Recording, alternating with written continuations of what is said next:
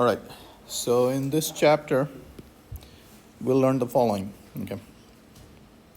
If you want to increase or decrease the energy of an object, you have to do work on it, okay? So if you want to increase the energy of an object, you have to do positive work on it. And if you want to decrease the energy of an object, you have to do negative work on it.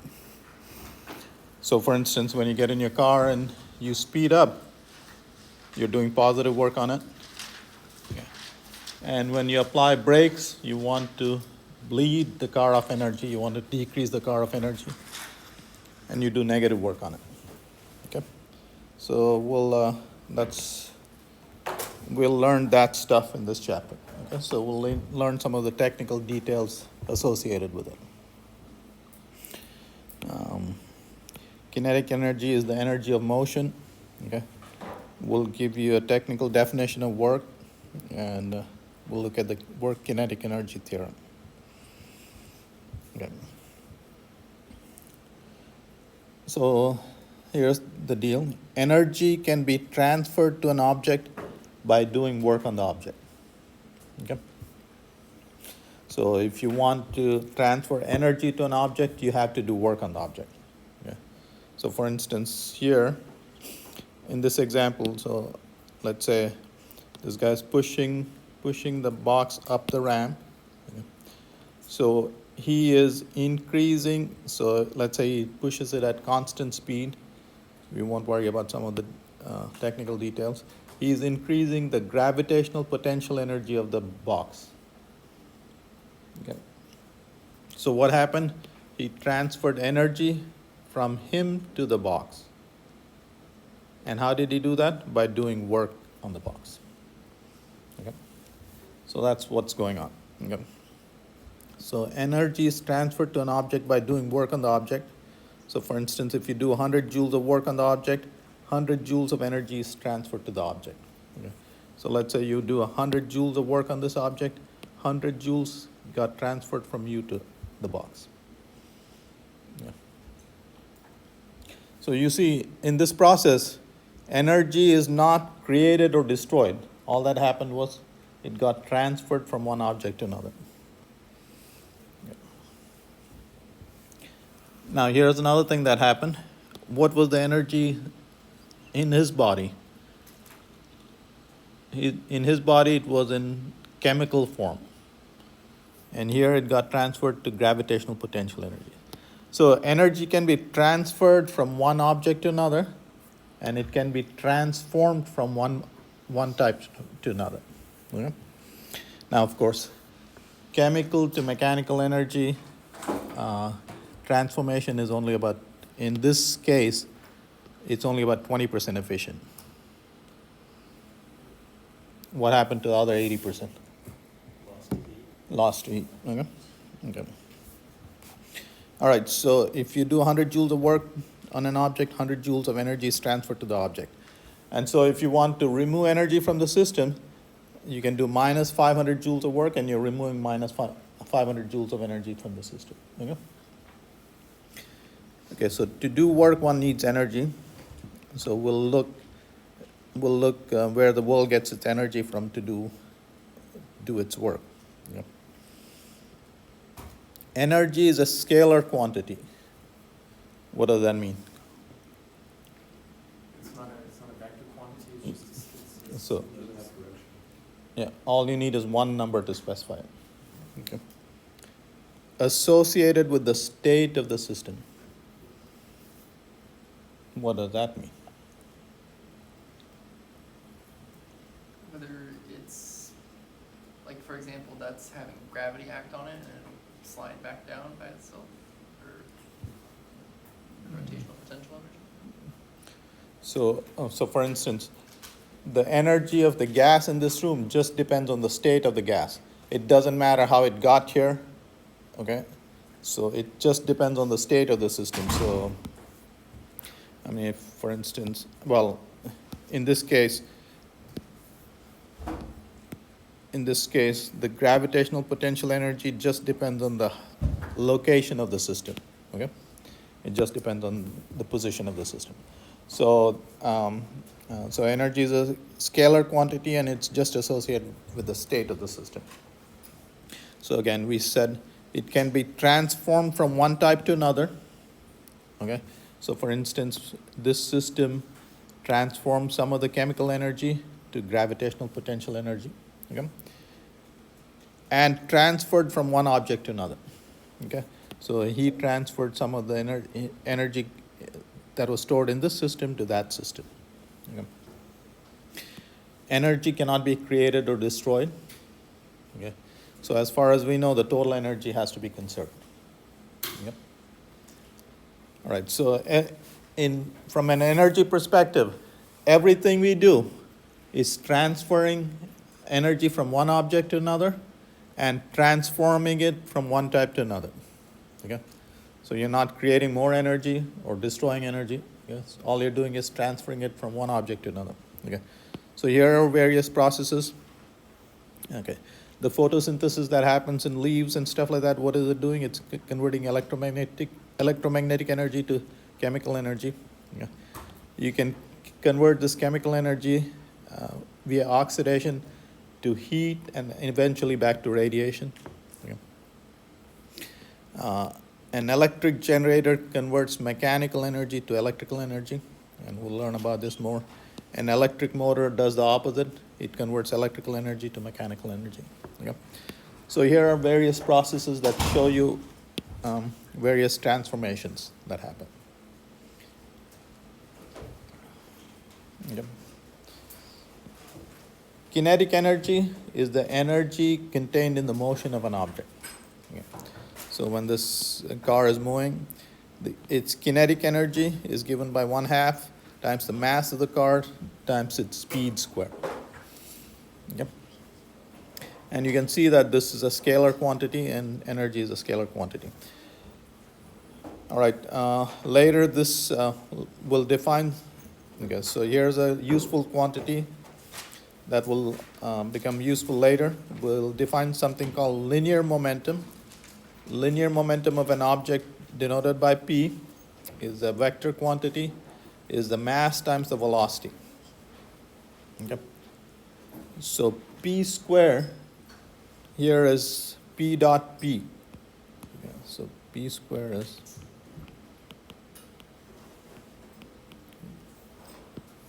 so here's kinetic energy defined in terms of the magnitude of the linear momentum. Okay. All right, so again, kinetic energy is the energy in the motion of an object.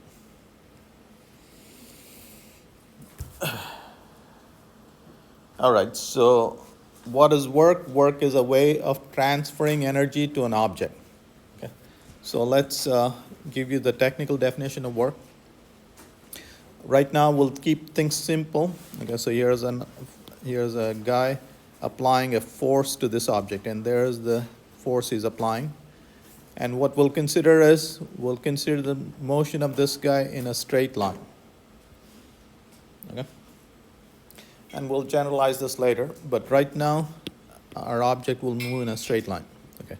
So when he applies this force, and that is the displacement of the lawnmower, the work he has done on this object is given by this dot product. The dot product of the force and the displacement vector. Okay, so here in this diagram it's D, but here I've used S. So Okay. S is the displacement vector? Yeah, S is the displacement vector. All right, so the work done is a dot product. This is a scalar. Okay, just like energy, work done is a scalar. Okay, so now let's look at this guy again. So F dot S is F S times cosine phi. Again, here in this diagram is theta, but okay, I'm going to change that. That's the angle between the two. But now look at this. Okay, F cosine theta, what is that? F cosine theta is the component of the force in the direction of the displacement. Okay, so the displacement, the work done is the component of the force along the displacement times the displacement. Okay, F cosine theta times S.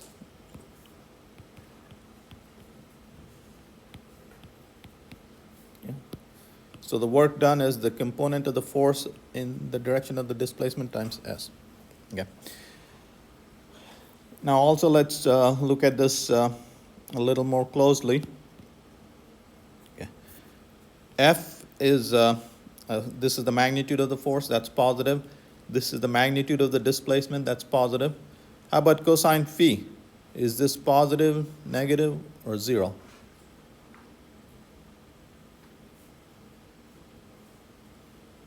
What is cosine phi? What's the sign of cosine phi? So when phi is between 0 and 90, cosine phi is positive. Okay. For phi 90 degrees, cosine phi is 0. And for phi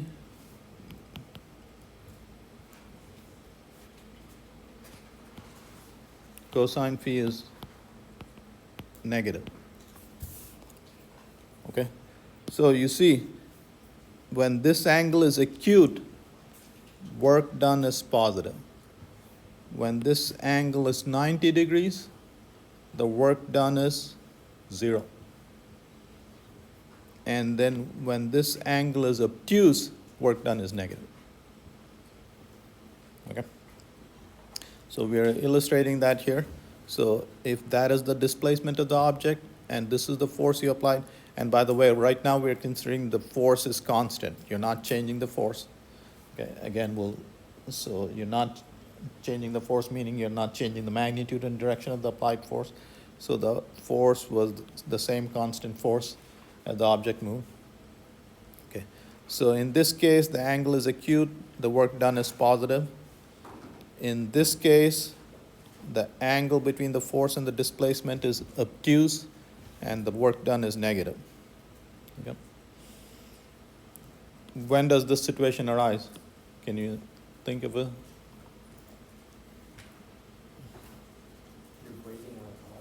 You're braking a car? So when you're braking a car, you're actually applying a force in that direction, and the car is moving in the forward, and you're slowing down. So here's a case where, for instance, a cart is trying to run away from you in a shopping mall, and you're holding it back. Okay. Here's a case where the force is perpendicular to the displacement. Phi is 90 degrees, and you're not doing any work. Okay. All right, so you saw all of that. So, okay, so what I want you guys to remember is work done can be positive, negative, or 0. Okay.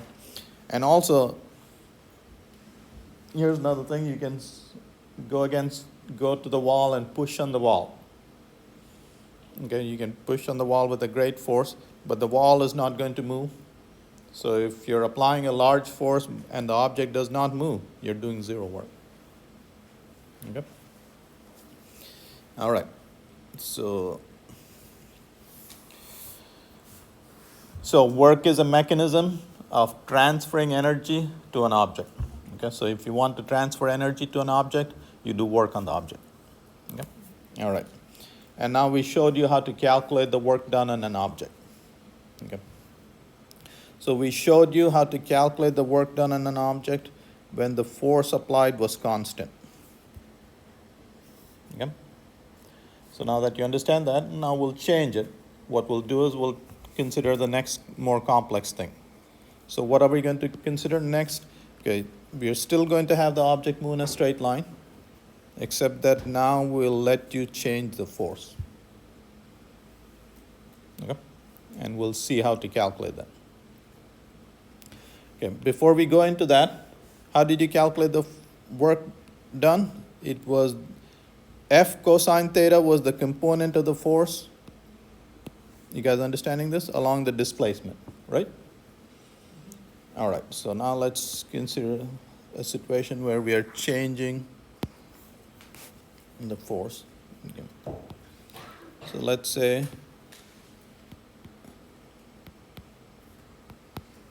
we move this object from here to there, okay, and the force was changing. So when you were here, the force was like that, okay.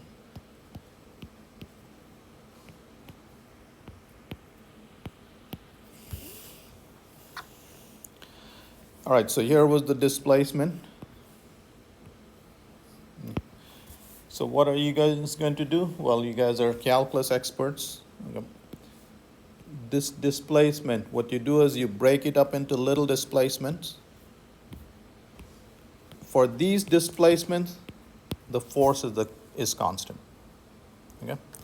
So if you have if you traveled 100 meters and you break it up into as small pieces as you want, and what is the criterion for this displacement? The force is constant. Okay. And then you know how to calculate the work done. All that matters is the x component of the force is what that matters. Okay. So here is x component of the force, and this is for displacement I. And then you sum it over all the displacement. And that's the work done. Okay. Do you guys understand that? And what we'll do is we'll call this, and so in your calculus classes, how many of you guys have done integrals? Okay, so you have done integrals, and if not, you'll see it now. So in your calculus classes, you'll see that in the limit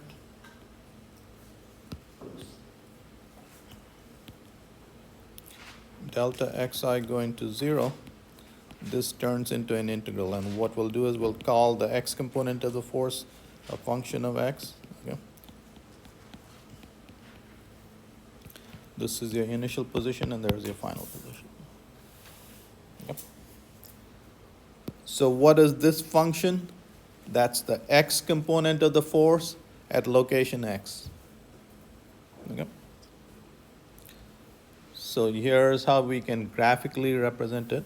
Okay. So work done by a varying force. So what is plotted is the x component of the force. So what this is showing you is at this location, that's the x component of the force. At this location, that's the x component of the force, and so on. This area is that guy. Okay, so that's the x component of the force, and that's delta x. Okay. And if you sum all of that, that gives you the area under the curve. Okay. So from the initial point to the final point, okay, that's the area under the curve. All right, so let me review this again for a second. All right. We started off by showing you how to calculate the work done by a force for an object moving along a straight line. So the work done by this force on this object when it moved in the straight line was that. Okay. And then we showed you how to calculate the work done when the force was varying. Okay. What was relevant was the x component of the force was relevant. Okay. So you took this times this displacement, this times this displacement, this times this displacement, that times that displacement, and added them up. Okay.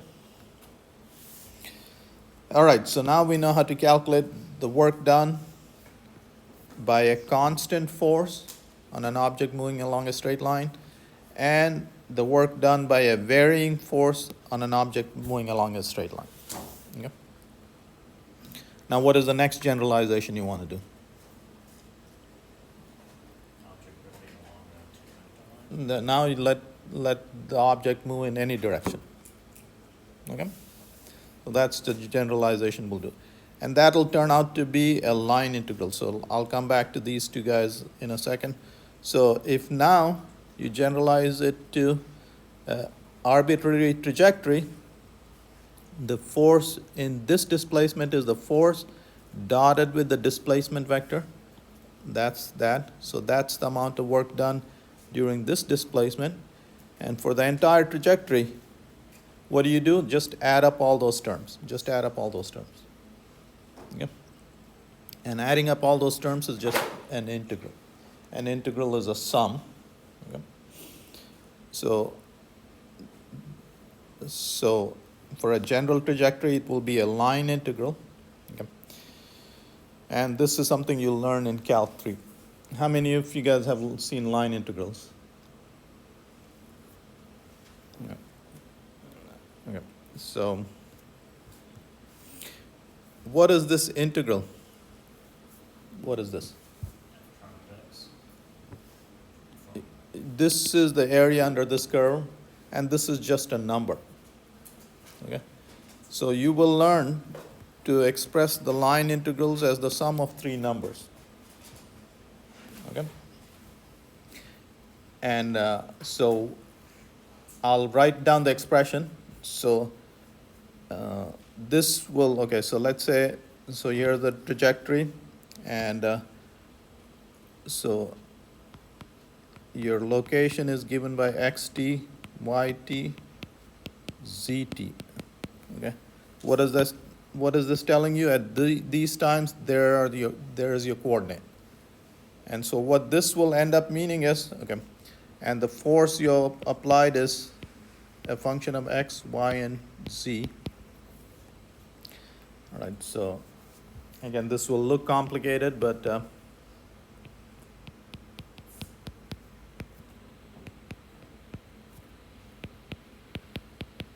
and don't worry about it if you don't understand. You'll learn this in your Calc 3 classes. Okay. So f is fx, x, y. Each component is a function of x, y, and z, right? You guys understanding this?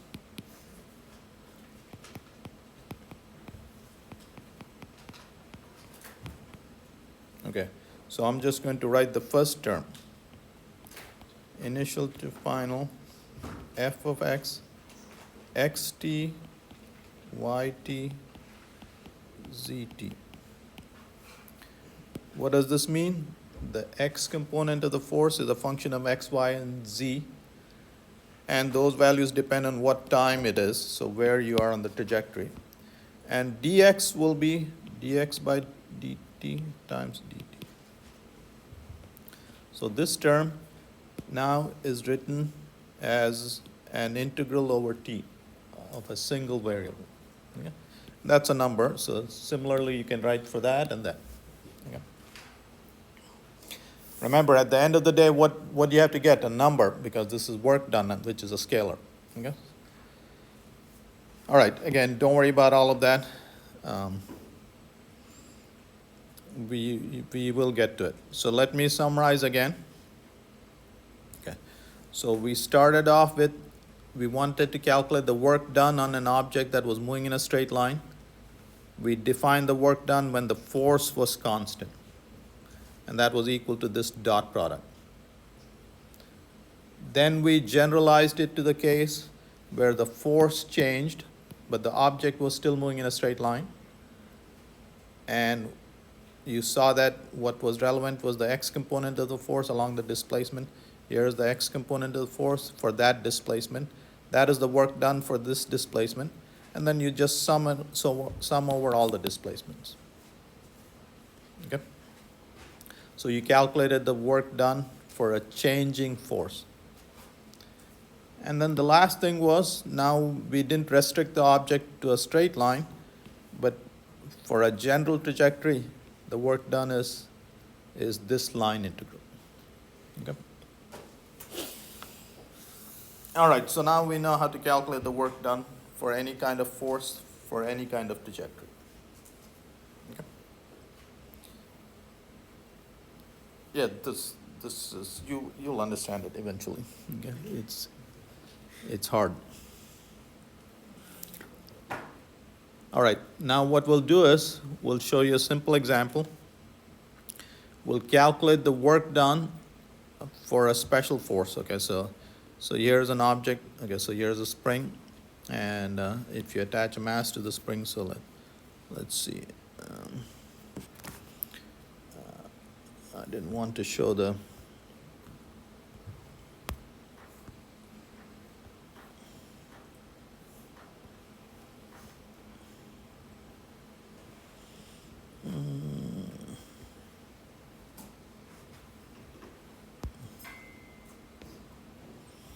Okay, so here's a mass.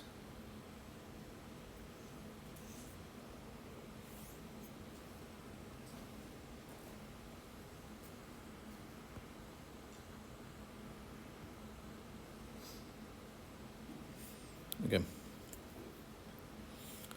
So what is happening here?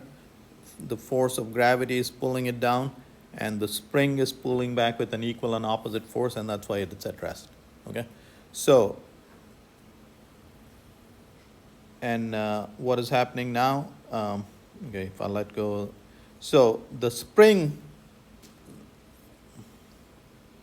Okay. So if the spring is stretched, if the spring is stretched, the spring pulls back, and if the spring is compressed, it'll push back in that direction. Okay? And the strength of this force depends on the displacement. So the force that the spring applies on an object attached to the spring is minus kx. When x is positive, the force is in the negative x direction, and when x is negative, the force is in the positive direction. When x is negative, the force is positive. Okay? This K is called the spring constant, and it tells you how stiff the spring is. Stiffer the spring, bigger the K. Okay? So K is the spring constant, and it tells you how large a force the spring applies when you stretch the spring 1 meter or compress it 1 meter. Okay? So that's what the spring constant tells you. Okay? And by the way, this law is known as Hooke's law, after the discoverer, Mr. Hooke's, okay, who quantified it. Okay, so here's a force that you've applied that is position dependent. Okay? And you know how to calculate the work done when the force is varying. See, the force is varying according to location. Okay? And so we are going to apply this to an object which is moving along a straight line. Okay, so the work done by the spring force when the object moves from this initial point to that final point. All right, so you know how to do this integral. The integral of x dx is x squared by 2. Everybody understand that? You guys understand that? Could you repeat that? I'm sorry. The integral of x is x squared by 2. Okay. All right, and then you apply the limits initial to final point.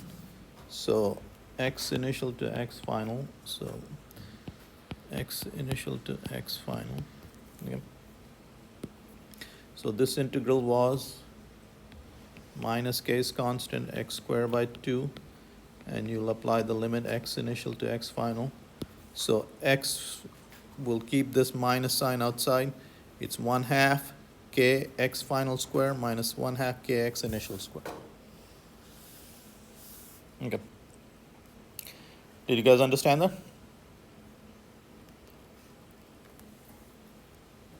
All right, so the reason we're doing this is because this is a very special force. Okay. What were we trying to do? We were trying to calculate the work done by this force. Okay, this force was dependent on coordinates and stuff like that. So now that you've done this integral, okay, see the value of this integral just depends on the endpoints. Here's the neat thing. Okay, so let's say, oops, I'm going to attach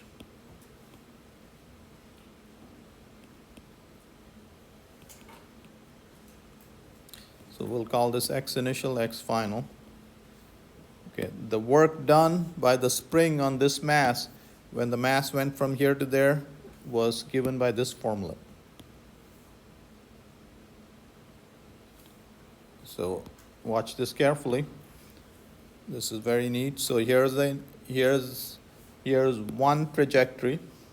Here's another trajectory. Let's say I took the mass from this initial point that way, there, and there. What is the work done for this path?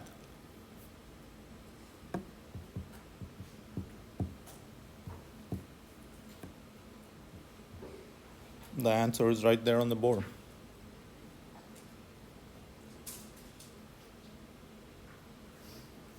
the work done is the same. It just depends on the initial and final point. How about for this? Same. How many different paths are there? You can make it oscillate 100 million times, and the work done is the same, as long as the initial and the final points are the same. Okay? So when the work done is independent of the path, such forces are called conservative forces. And the work done is given by the difference of a function, and that function is called the potential energy function. Okay. And you will learn this in one of the next chapters, maybe in the next chapter. Okay. So to calculate the work done by conservative forces is very easy. It's just the differences of potential energy function. Okay, so we love those forces. But unfortunately, there's only 3 forces that you'll deal with. Okay, spring force, gravity, and electrostatic, which you'll learn in the next course, Physics 2. Yeah. So the point is, the work done by these 3 forces is easy to calculate. It's just the difference in potential energy function.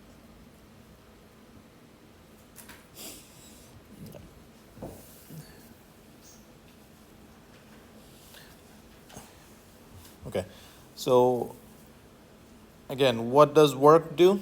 When you do work on an object, what happens? Transfer energy to the object. That's right. Okay, so work is a mechanism of transferring energy from one object to another. Okay, so now we'll talk about an important theorem, work energy theorem. Okay, so the idea will be the following. Okay, so here are several forces acting on an object. Okay. The work done by this force, you know how to calculate. What is the work done? Is it a scalar or a vector? I'm sorry? Scalar. You can calculate the work done by this object, that will be a scalar. You can calculate the work done by this force, that will be a scalar. Scalars are numbers, and you just add, so if you wanted to calculate the total work done, it's just the sum of those 3 numbers. Okay? You can also do the following. Here are multiple forces acting on the object. Find out the net force acting on this object. Okay? So, work done by this force plus work done by this force plus work done by gravity should equal the work done by the net force. Did you guys understand that? Okay. All right, so in this case, the net force is just this force cancels that force, the net force is just that. Yep. So what this theorem is saying is the following. The net work done, if you add up the work done by all the forces, if you look at the net force, that is equal to the change in kinetic energy of the object. Okay, so that's what this is saying. So for instance, so let's talk about your car. So let's say you're driving at 80 miles per hour on the highway. Okay. I'm just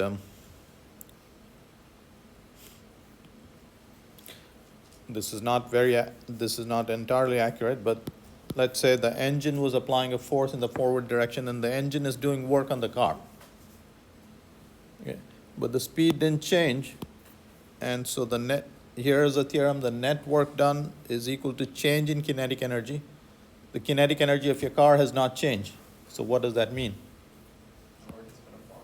I'm sorry? No work has been applied. Yeah, but this engine is applying a force in that direction and the engine is doing positive work. So there must be some force that's doing negative work, and that's the friction force. Okay? So the drag force you're pushing against the air, that's doing negative work, and that's what you're working against. Okay? So just to go at constant velocity, you're working against that. Half your gas goes for working against that drag force, and the other half for other friction forces. Okay. All right, so this theorem says the net work done, if you account for all the forces, work done by all the forces, that shows up as change in kinetic energy. Okay? And that's the work energy theorem.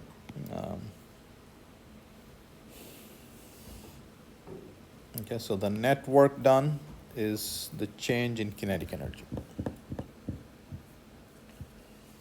So work done by the net force on the system is equal to the change in kinetic energy.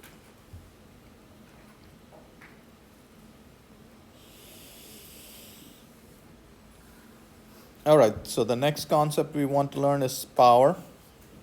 Okay. Power, denoted by P, is the rate at which work is done. So it's the work done divided by the time over which this work is done. Okay. Now, to do work, you need energy, so it's also the rate at which energy is consumed. Okay. By the way, let me go back and mention units one for a second.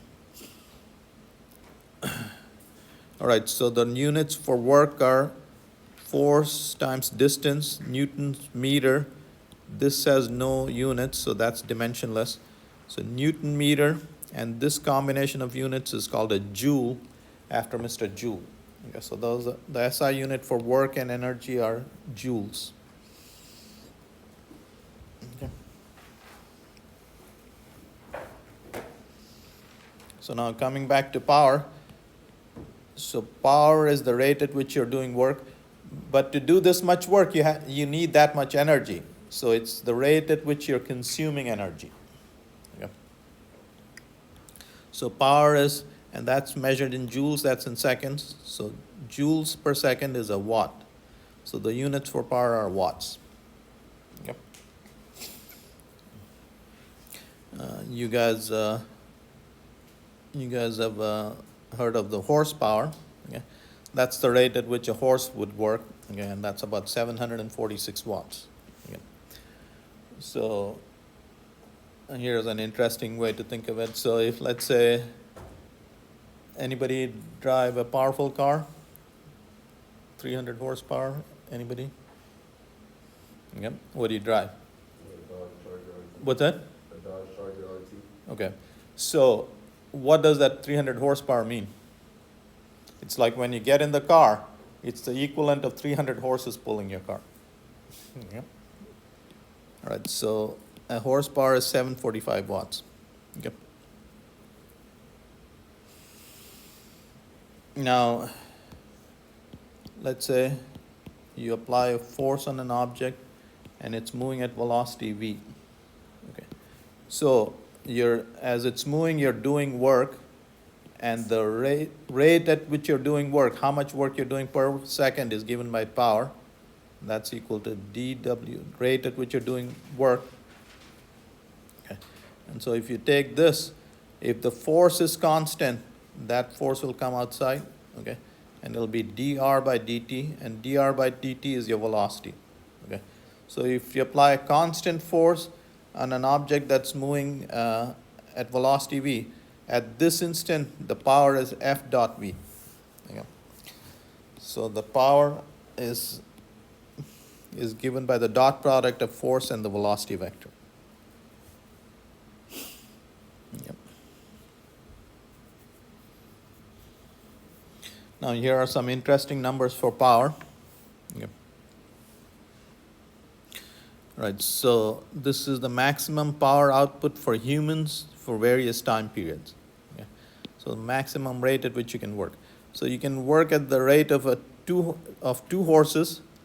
So you can have a power output of 1500 watts for 6 seconds, and you'll be shot.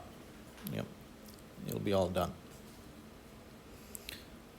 If you wanted to work a full day, you can only work at 1/10 of a horsepower. Yeah.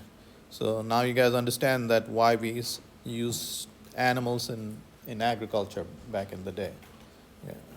So an animal could work roughly equivalent of 10 people. Yeah.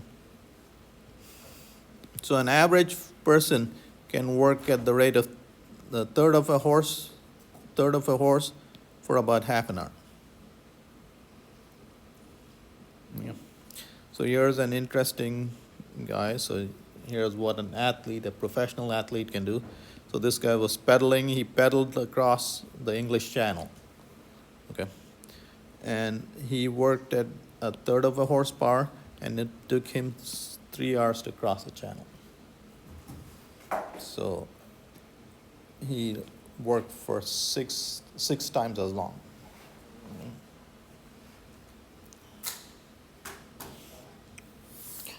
All right, so you have to, it's good to know these little values for power. Has anybody been to Hoover Dam? All right, so Hoover Dam roughly produces 1 billion watts. Yep. What is 1 billion watts? So these bulbs are about, well, 2 of these bulbs are 100 watts. Okay, so 100, so 10 to the 8, oops, no, 10 to the 7 times 100 watts. It's 10 to the 9 watts. So the Hoover Dam can keep 10 million of these bulbs lit. Yep. It can roughly run 1 million homes in the US. Okay, the average power consumption of a home in the US is 1,500 watts. It's been going up because homes are larger and larger. But anyway, that's a good way to think about it. So a Hoover Dam is can roughly run 1 million homes. This is a large power plant. Yep.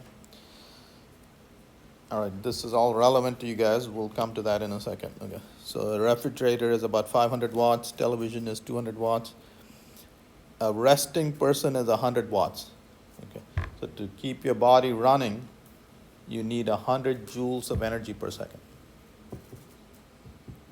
Okay. All right.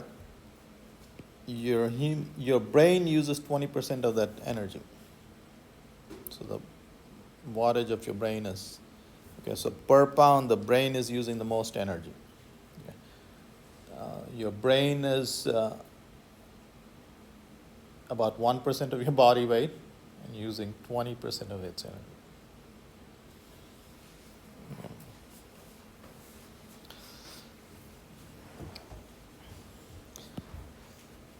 All right, so a kilowatt hour, okay, what is a unit of what? Power. Okay, so watt is a unit, okay. So let me write, power is rate at which work is done or rate at which energy is consumed. Okay, so energy is power times time. Okay, so a kilowatt hour is a kilowatt is 1,000 watts. Okay, so it's 1,000 watts, and a watt is joules per second, okay. And 1 hour is 3,600 seconds. Okay, the second will cancel and so on. So a kilowatt hour is a unit of energy, and it's 4 million joules, 3.6 million joules. Are we gonna use the kilowatt hour? I'm sorry? Are we gonna use the kilowatt hour? You use it all the time. Your electric bill is based on that thing. So the electric company doesn't care at what rate you use energy. What they care for is how much energy you use in a month. And you're paying about 12 cents for that, 1 kilowatt hour. Okay. What can you do with 1 kilowatt hour? Here's what you can do. 1 kilowatt is 100, huh? 20 light bulbs for an hour. 20 light bulbs. Yeah, so 1 hour. Okay. So here's what you can do. You can light up 100 watt, 10 100-watt bulbs for 1 hour. Or you can run 10 humans for 1 hour, kilowatt hour. Right, so that's what you can do. And it costs you 15 cents. Yep. They charge you 15 cents, it costs them 5 cents. Okay. All right, so a very useful unit of energy. Okay, it's a unit of energy. All right, so those are the concepts from this chapter. Again, the work, so let me review this, but then I'm going to go talk about global warming for a second. Work done by a constant force is the dot product of F and S. Work done by a varying force, this is the x component of the force, it's this integral. You're still moving along a straight line. Work done along a general trajectory is given by this line integral. Okay. So you learned how to calculate work in various situations. Okay. And what is the purpose of work? It's you're transferring energy to an object by doing work on the object. Okay. If you account for all the forces that are acting, the net work done shows up as change in kinetic energy. Power is the rate at which you're doing work or the rate at which you're consuming energy. Okay. If you apply a constant force, the power, the rate at which you're doing work on the object is force dotted with the velocity vector. All right. Now we'll talk about global warming for a second because it's an important topic and every young person should know about it. So here's the deal. Okay. So annual world energy consumption. Okay. So the world consumes 600 times 10 to the 18 joules of energy annually. That's how much energy you need to run the world. Okay. Now let's put this in perspective. Okay, so here's the amount of energy you need in a year. There's a year. So that tells you in joules per second. Okay. And there's a Hoover Dam. So this is the power consumption, this is the rate at which energy is being consumed by the world divided by the Hoover Dam. So roughly 15 to 20,000 Hoover Dams is what's needed to run the world. Okay. About 20,000 Hoover Dams running 24/7, 365. Okay. The US consumes about 20% of the energy of the world. So to run the US, you need 4,000 Hoover Dams. Okay. Did you guys understand that? Okay. All right, where is our energy coming from? Currently, about 80% is coming from fossil fuel sources. What are fossil fuels? Coal, natural gas, And oil.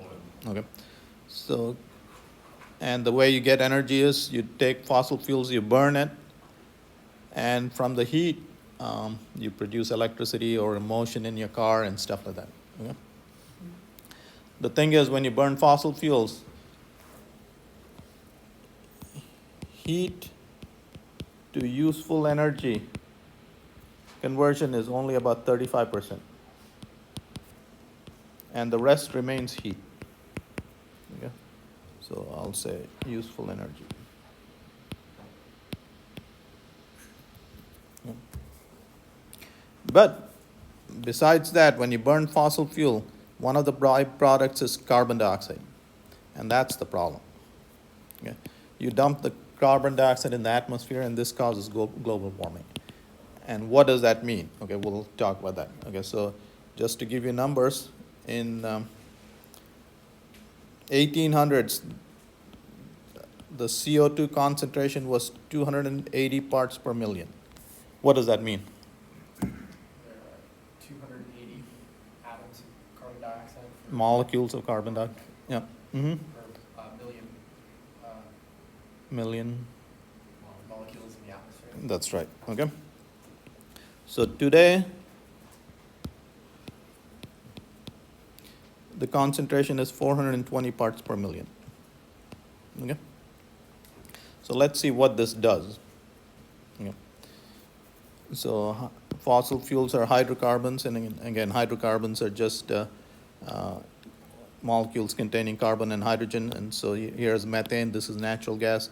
When you burn this, you're combining it with oxygen, you're oxidizing this. What you get is carbon dioxide and water vapor and energy.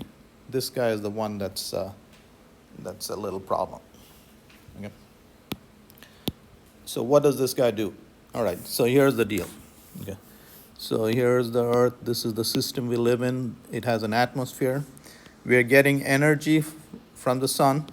This is visible light. And your atmosphere happens to be transparent to that. Okay. So this energy gets to you. Visible light. You absorb, well, by the way, half of the radiation reaches the surface.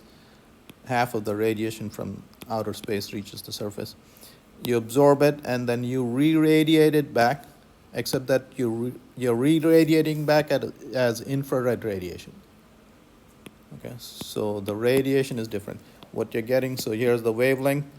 Visible light is shorter wavelength, and what you're emitting is infrared radiation, longer wavelength.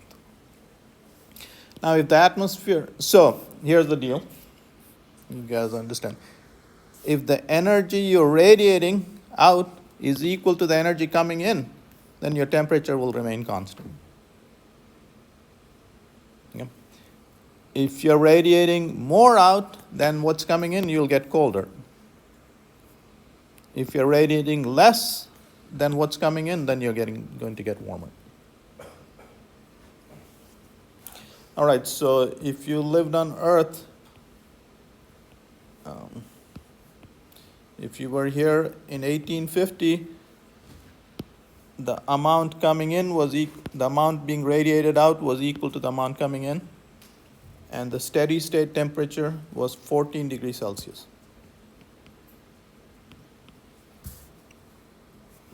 Today, you're radiating less than what's coming in. You're radiating 3.22 watts per meter square less. Okay. And so the temperature has risen to about 15.2 degrees Celsius.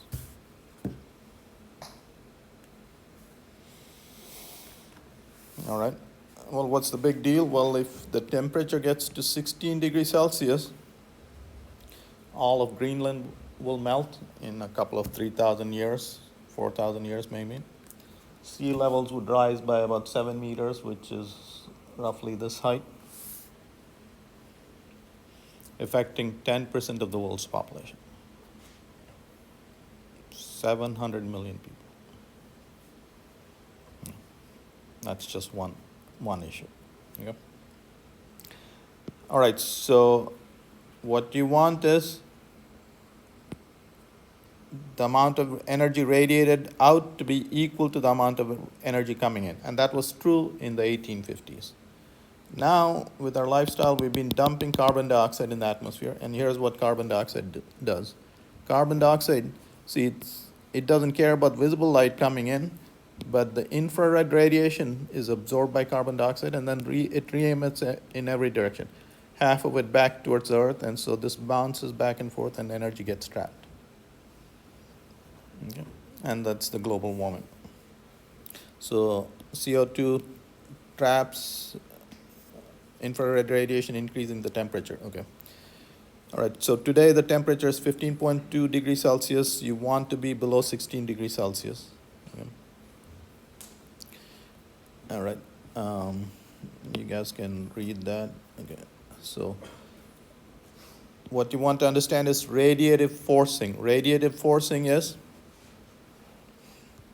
okay, radiative forcing is the amount of radiation coming in minus what's going out. That's radiative forcing. Okay. So in the 1850s, what was the radiative forcing? Amount of radiation coming in minus what's going out. Zero. Okay. Today it's 3.22 watts per meter square. Okay. And here, so here's the Wikipedia page. You can read this radiative forcing and look at this table. Okay, so here's given you data since 1979. Here are the greenhouse gases, CO2s, methane, and all that, CFCs, fluorocarbons, okay? And the amount that those gases are trapping, this is 2.14 watts per meter square, and there's the total, 3.22 watts per meter square. Okay. Now let me put that in perspective. Okay. So what that means is, what this number means is watt per meter square. Here's a meter square. This is a meter square. So every meter square of the Earth is radiating 3.22 watts less. And so if you add all that up, this is equivalent to exploding 20 atom bombs every second and trapping the heat.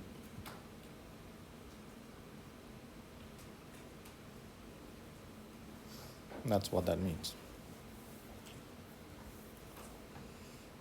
Okay. So this graph shows you the effect of greenhouse gases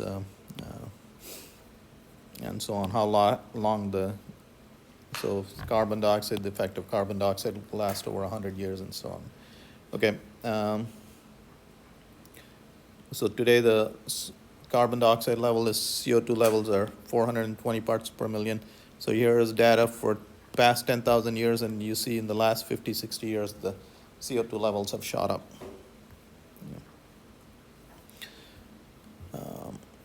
By the way, so there's a total of 12,000 gigatons of carbon on Earth today. We have dumped 500 gigatons of carbon in the atmosphere since the Industrial Revolution. Okay. So if we emit 500 more gigatons, okay, so if the carbon dioxide levels are that, these are the models. So the temperature could rise by as much as 3 degrees Celsius. Okay. And what is your goal? Your real, you'd love to be below 15.5, but that ain't going to happen. Okay. So if temperature rises by 2 degrees Celsius, sea levels would rise by 6 to 10 meters. This will happen within 3, 4, 5,000 years. Again, that's hard to calculate.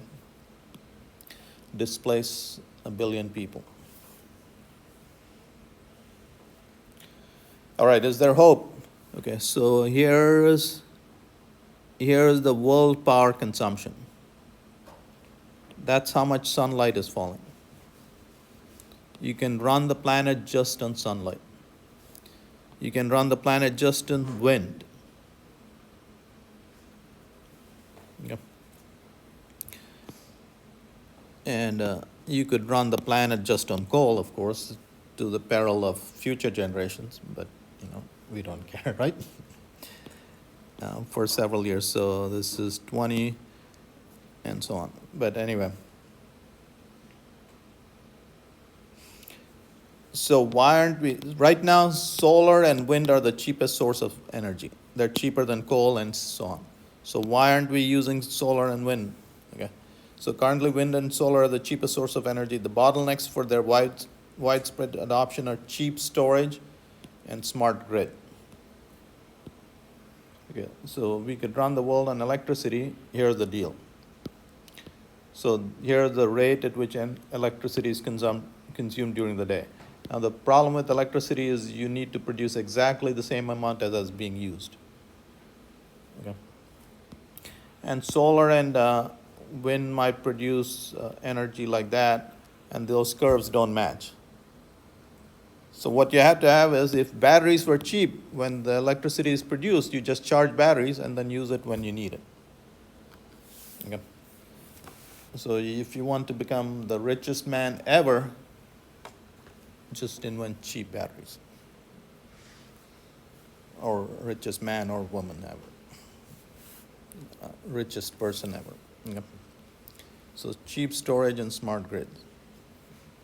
So this shows you that if you cover these black dots with solar panels, you can run the entire world.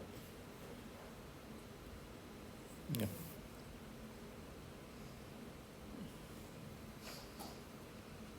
This is the model for a Stanford University group, predicted by a Stanford University group.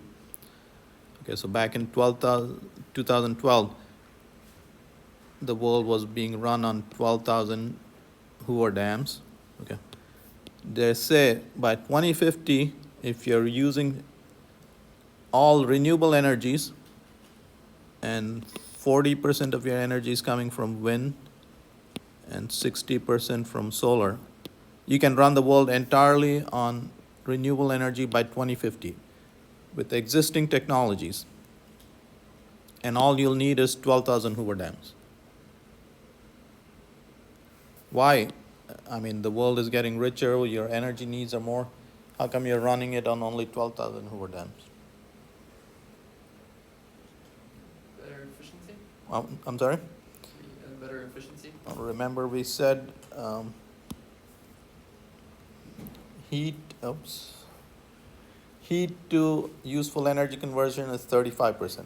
Okay, so electricity, so your Tesla car is, for instance, is 90% efficient. Okay, whereas your gas car is about 20% efficient. Okay. All right. Anyway, so my generation created the problem, and it's for your generation to solve it.